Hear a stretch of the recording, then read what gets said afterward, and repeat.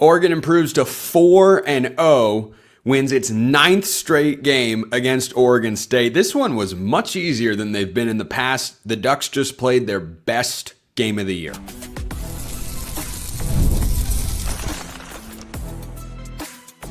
You are Locked On Ducks, your daily podcast on the Oregon Ducks. Part of the Locked On Podcast Network, your team every day.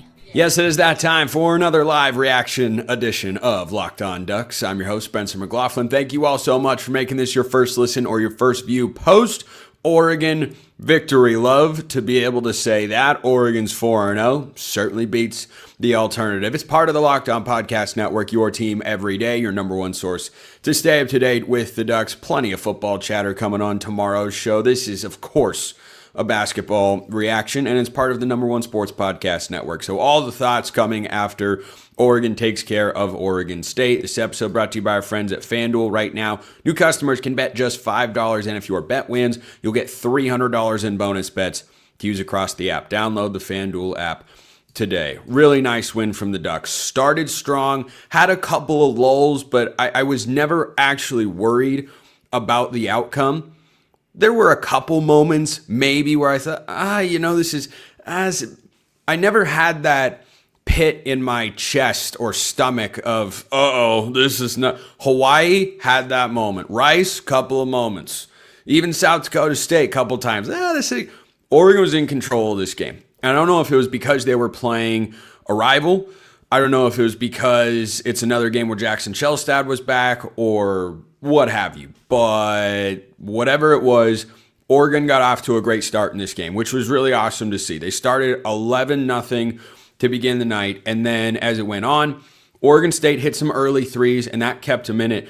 But I don't believe once Oregon State took a 29-28 lead in the first half on a triple, after that, I don't think the Beavers had a lead at any point in this game. Now, was I looking for a little bit more? At times, yes. This is a good, solid outcome. Oregon State's not a great team, but they're 3-0. They'd had 3 close games against not incredible opponents, but it's a rivalry game. Sometimes it gets weird. It usually does against Oregon State. There have been a lot of close ones that Oregon's found a way to win, especially in the last few years. Think about Shelstad's game winner last year, Dante the year before, game winner off the pass from Kuznard. This wasn't like that. Oregon knocked off the Beavs 87-75. And Oregon in this one shot 47% from the field, 42% from beyond the arc.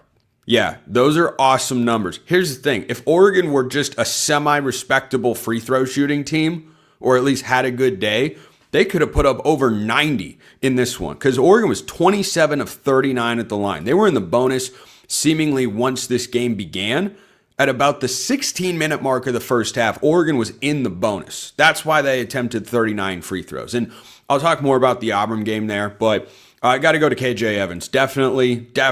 As well as Nate Bittle played, he had 24 and 7. No blocks in this game for Nate Bittle for the first time all year, but Bittle was great. 7 of 9, 8 of 10 at the line, hit both of his three-point attempts. It was what we've come to expect from Nate Bittle. This was one of the better games we've ever seen KJ Evans play. 16 points, 14 boards, 2 assists, and a steal. He had 4 offensive rebounds. He was 10 of 14 at the line. That's where most of his points came from. But he was dominating on the glass. And that's not what you typically think of when you envision a basketball player taking over a game. But as much as you can dominate on the boards and control a basketball game, KJ Evans did that. Oregon State had no chance to get a second chance opportunity when he was on the floor, and he was creating second chances. He had 4 offensive rebounds officially, also had a couple of back taps that resulted in extra possessions. So I think what KJ Evans did in this game was give us a glimmer of hope again that he can sustain a high level of production. Now, this is something that he has done primarily against inferior opponents like Oregon State he's now in his 3rd year with the Ducks, of course, but I think that if KJ Evans can play the way mentally he did tonight, Oregon is better off for it. Not just because he's a force on the boards, he's a great defender, but the way he played offensively was in control, taking smart shots, and not trying to do things that he isn't capable of. He's not a great ball handler. He's not taking guys off the dribble. He's not a prolific three-point shooter. I thought both of his three-point looks were fine opportunities. He just didn't happen to make them. But he attempted 6 shots in this game, and I felt like they were all shots that were high percentage for him. And then you add on top of that, Oregon State just physically could not match up with KJ Evans and Nate Bittle down low. And Evans just went to that well over and over and over again. 14 free throw attempts is definitely, I can't confirm, but I am 99% confident at a glance, that's the most free throw attempts KJ Evans has ever had in a game. So when he goes out, and this is, I think, just his second career double-double, they said on the broadcast, that's just such a weapon. And it's not that he's a go-to offensive player, but that's not what Oregon needs him to be. He needs to be somebody that is working to do all of the little things, and then every now and then kind of creates his own shot. But he's at his best when someone else sets him up. You know, the backside cuts. He's a strong finisher at the rim. He can score with both hands. But he's not a guy like Nate Bittle you're just going to dump the ball to inside and say, here, go one-on-one with, their starting 4 or 5 man and put up a baby hook with your right or left. Like, that's not what he's capable of, but he maximized his impact in this game. And that was a really, really great thing to see. So definitely want to shout out KJ Evans for that. And again, let's not, I kind of did this just a moment ago, let's not overlook how good Nate Bittle is. Like, he goes for 24 and 7 on 9 shots, and we can reasonably sit here and say, yeah, he's the guy whose performance excites me third most of every Duck in this game, which is 100% accurate, by the way, because that's just what we've come to expect. I know what Nate Bittle is, and he was great in this one. The other notable development from this game, which was easily the best one that Oregon played. I know 75 points against Oregon State, probably a few too many. The Beavers made a lot of their free throws. They attempted 25. The officiating going both ways was pretty questionable at times. But yeah, Oregon has to clean that up. You can't give 25 free throw attempts to a good team. You can afford to do it against Oregon State and still win by 12, but you can't do that against Auburn, who's up next, and I'll talk about in the second segment. The real notable development here is Jackson Shelstad is starting to look like Jackson Shelstad, and that's right on time. It is right on time. When that injury got announced in the fall earlier this year, my first thought was, well, number one, he's got to come back by Auburn, but number two, I'd love for him to get a couple games under his belt before he goes and plays Auburn. And the 3 games that he has played, missed the first one against Hawaii, but the 3 games he has played are demonstrative of exactly why that was important. Because here in game 3, he logged 37 minutes. He had 22 points, 3 assists, which is okay. My everydayers out there know, and the basketball diehards, appreciate you guys for being here watching live, by the way. You know that I want Shelstad to be anywhere from 4, average 5 assists a game. And 3 is not a bad number. I didn't think his playmaking was poor by any stretch of the imagination. I just like it better when he's got 5, 6, 7, 8 assists, because I know that that's what he's capable of. But he was 7 of 15 from the field, 4 of 10 from beyond the arc, and made all of his free throws. And what that showed me, with a number of different moves that he made in this game, is that his legs are now there, and he's Jackson Shelstad. So that's really encouraging. Really, really encouraging that he looks like himself, because there's no way. Auburn's a top 25 team. They said on the broadcast, which, by the way, is Aaron Goldsmith, my guy, TV announcer for the Seattle Mariners, one of my favorites in the entire world, and Casey Jacobson did a great job, both of them. They were pointing out that Oregon's receiving votes to be in the top 25 and is sitting at 29. I think after the season they had last year, that's completely fair. I think this team is very different in a lot of ways than last year and has a lot more to prove, which is the fundamental difference. But yeah, I'm encouraged that the offense is able to go out and put up 87 points, that they shot it well from beyond the arc for a second straight game. That was such a problem in the first 2 games, but Shelstad hit 4 triples, Simpkins hit 3, Bittle hit 2, and Jamari Phillips hit one off the bench. I'll talk about the bench scoring when I look ahead to Auburn here, but 87-75. This was easily the most comfortable game that Oregon's played this year. I think it was the most well-rounded game that they have played. They started strong, they ended strong. The Beavs kind of made a couple of pushes at moments, but this is not a team that should be able to hang with you if you play well. And Oregon played well. I don't think they played to their potential. I think there are a number of next gears for Oregon. They're going to have to find that against Auburn. I'll talk about that, but keep leaving your thoughts in the YouTube comments below. Hit me up on Twitter at @SMcLaughlinCFB or at LockedOnDucks. So, what comes next? Well, it's a big opportunity.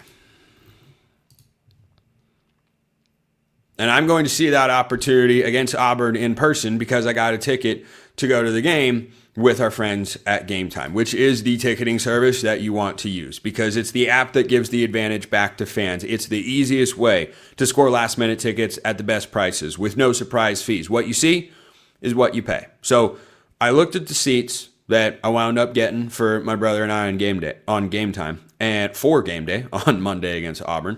And I looked to see what they would be with another ticketing service. Guess what? Saved almost $100. Game Time's just giving you the best deals. That's the way that they roll. And they don't have things like endless queues, hidden fees, prices jumping at checkout. None of that. Game Time's the way to go. So take the guesswork out of buying college football tickets with Game Time. Download the Game Time app, create an account, use the code LOCKEDONCollege for $20 off your first purchase. Terms apply. Again, that's promo code LOCKEDONCOLLEGE, LOCKEDONCollege for $20 off. Swipe, tap, ticket, go. Download Game Time today. This episode also brought to you by our friends at FanDuel. And fun fact, Oregon basketball this year, 0-4 ATS. That's against the spread. The lines provided by our friends at FanDuel, according to them for this game, was 13.5, and Oregon won by 12. They are 0-4 this year. They've been a double-digit favorite in every game. Haven't had that, pop performance. This was closer, and I think is representative of what I was talking about, that they're getting better, but they're not all the way there, which is both leaving you on the edge of, well, what do we really have here? And also kind of exciting because, hey, there's definitely another gear to this team. But the NBA's back as well, and there's no better place to get in on the action than FanDuel, the official sports betting partner of the NBA. Even if you missed the start of the game or want to ride the hot hand, FanDuel has live bets on everything from who will score next to fourth quarter comebacks. Plus, you can even combine your live bets into a same-game parlay for a shot at a bigger payout. It keeps every game exciting, especially when your team's making that late push. So anything you want, FanDuel's got you covered. Check them out at FanDuel.com.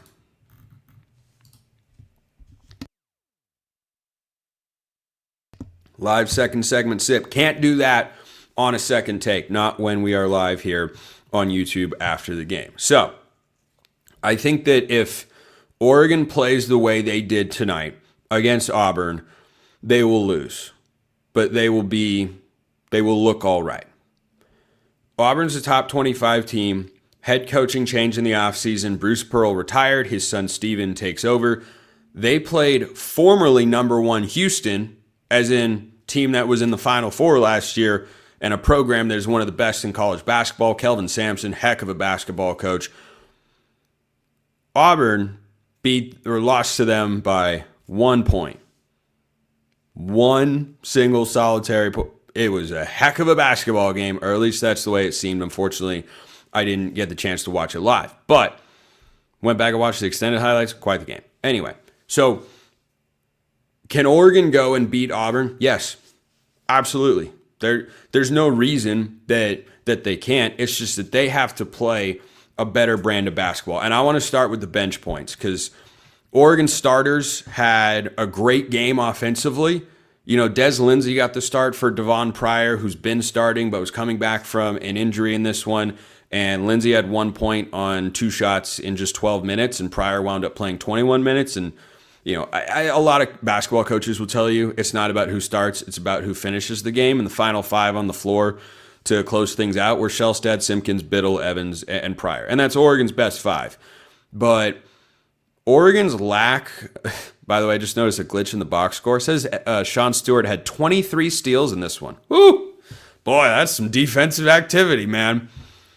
Anyway, Oregon's lack of bench scoring could do them in against Auburn. That's something that has to show up. I don't care if it's from one guy or all 4 or 5 of them. They had 5 guys come off the bench in this game since Jamari Phillips is back into the fold.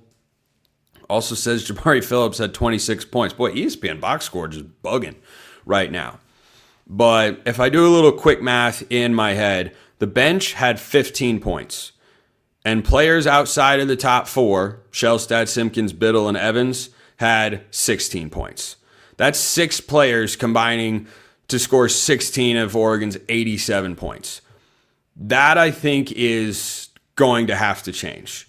Now, you don't need to have a career night from some of Oregon's bench guys. You know, Devon Pryor doesn't have to come off the bench and give you 18 all of a sudden. Or Jamari Phillips doesn't have to pop and hit double figures for the first time. But whether it's Wei Lin, who missed his only shot attempt and made 2 free throws, had a couple of assists in this one, whether he finds his shot, Jamari Phillips gets going. Phillips is the guy whose offensive potential I'm most excited about. But I don't care who it is. You need 2 guys that give you at least 6 points, and then everyone else has to chip in a couple of buckets. I just don't think against Auburn you can, for 40 minutes, lean on your starting really 4, because the 5th spot is up in the air with Lindsey and Pryor. I don't think you can lean on your top 4 for everything all the time. Again, those guys have to play well. Of course, your best players have to play well, but they just need a little bit of support. Those 6 guys combining for, I want to double check my math again, 6, 10, 15, 16 points between those 6 guys. If that number can just be 25, 20, like that's really not asking a lot. You're saying across 4 or against 6 players, they've got to average about 4 points apiece. And Sean Stewart was only 1 of 4 in this game. His defensive activity is awesome. Man, he had 1 block shot. If not for a foul, he would have had another. His athleticism is off the charts. So whether it's him giving you 8 to 10 off the bench or Jamari Phillips hitting 2 or 3 triples, like I think between those 6 players, you need 25 points on Monday. If that happens, Oregon's got a real chance. But offensively, Auburn's going to present a challenge that Oregon hasn't had to go up against yet. And that's a team that can match or even surpass their athleticism. I'm saying that out of principle. I'd be lying if I said I've watched a ton of Auburn basketball this year. Obviously, I've watched a lot of Oregon basketball this year. But Auburn is going to be a team that can either be as athletic and physical as you, or it can be more athletic and more physical than you. And Oregon hasn't had that. And some of the mistakes that improved in this game, no doubt, particularly at the offensive end, some of them have been covered up by Oregon getting offensive rebounds, creating second chances, or drawing fouls because they're bigger and more athletic. That's not going to happen. You're not doing that to Auburn on Monday night in Las Vegas. And I'm really excited to watch this team in person. Of course, watching on TV gives me a great feel for stuff, but when you see it in person, sometimes it can hit a little bit differently. So I think that Oregon at 4-0 record-wise, yeah, of course, you can't be any better. There are no style points. It's not college football, and someone should explain that to RG3, but there aren't style points here. There are just results. The results are what matter end of the day. So far the Ducks have avoided the bad loss, and that's something, because in past years, there have been times where they've had to overcome that, and that's really that's been difficult, and the reason that they don't go to the NCAA tournament. But you've got a non-conference slate. They also have 2 Big Ten games on December 2nd and 6th at home against USC, on the road at UCLA. You definitely want to win at least one of those, but the non-conference matchups really come down to 3 games, because you've got UC Davis, Portland, and Omaha that will be in the middle to end of December, and those games are going to be ones that you just win. They should be fine, but hey, you never know. They're all at home, so hopefully that works out. But you've got 3 marquee non-conference games. If you want to build a legitimate NCAA tournament resume, you've got to find a way to win one of Auburn on Monday in Vegas, Gonzaga on December 21st in Portland, and then Tuesday against San Diego State for a second straight year. That game's also in Vegas. That's what has to happen. So is Oregon capable? Yeah, I think they're incredibly capable. Tonight was a step forward. It's just that there has to be another step. This caliber performance, best Oregon has had so far. That's great. I'm happy about that. On Monday night against Auburn, it's got to be another step. And I think the two things they've got to be able to clean up: turnovers, bench points. Those are the two things that worry me the most. If they can at least make those neutral outcomes on Monday, I think they'll have a chance to win the game. If one of those in particular is really bad, if they have, 15 or more turnovers in the game, heck, if they go over 12 turnovers, I'll be pretty concerned, because you're not going to be able to get as many possessions by forcing turnovers with your pressure or getting extra possessions via offensive rebounds. You're not going to be able to manage that against Auburn the way you have against Oregon State, Rice, South Dakota State, and Hawaii. But bottom line, 4-0 is a good place to be.